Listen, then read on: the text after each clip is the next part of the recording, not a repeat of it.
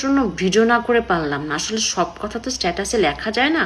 সে acting করে ভিডিওতে কি বলতেছে, লাইভ করছে নাকি শুনছি, সে কি বলছে যে বাইরের লোক ট্রিগার করছে দেখে আমার সংসারে অশান্তি হয়েছে, আমার বউটা সুইসাইড করছে। ভালো করে ট্রিগার করতে পারলে আপনার ডিভোর্স হয়ে যেত, অ্যাটলিস্ট মহিলাটা বাঁচতো আর আপনার বাচ্চাটা মাহারা হতো না। কেন ভুলে গেছেন আমার হাজব্যান্ডের ডিরেকশনে দুই বউ বয়রা নাটকে যখন আপনি শুটিং সেটে আসলেন সকালবেলা, আপনার রক্ষিতা তিথিকে নিয়ে সকালবেলা একসাথে গাড়ি করে আসলেন, এসে কারোর সাথে হাই হ্যালো নেই, ব্রেকফাস্ট করা নেই, একটা রুম লক করে ফেললেন।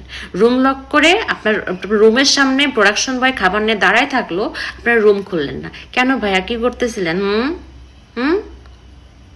খুব ইম্পর্টেন্ট মিটিং হচ্ছিল তাই না, যেন রুম খোলা যায় নাই তাই না? এটা তো এটা, তার মধ্যে আবার সারাটা দিন আপনারা শুটিংয়ের ফাঁকে ফাঁকে ফ্রেশ হতে যাইতেন না রুম লক করে? অ্যাক্টিং করেন, অ্যাক্টিং হয় না আপনার ভাই, অ্যাক্টিং হয় না। সামনে স্ক্রিপ্ট নিয়ে বসছেন, আবার মাঝে মধ্যে মানে কান্না কান্না ভাব, চোখ টিপে টিপে পানি বের করতে চাচ্ছেন, আবার বলতেছেন পাথর হয়ে গেছি। অ্যাক্টিং হচ্ছে না, অ্যাক্টিং আপনার। এগুলো কথা আপনার শুধু এটা না, আরো অনেক কুকর্মের কথা আপনার বউকে যখন বলছিলাম, আপনার বউকে আপনি আর মিশতে দেন নাই আমাদের সাথে। আর আমরা যেটা গিয়ে বলতে যাই নাই, আপনার বউ কাঁদতে কাঁদতে আমাদের বাসায় আসছিল। ভুলে গেছেন এগুলা? ভুলে গেছেন?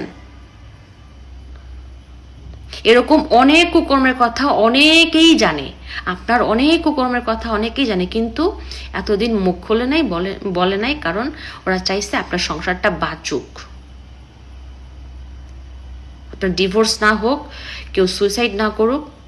কিন্তু এখন তো আর পানি হাতের ভিতরে নেই তাই না ভাইয়া?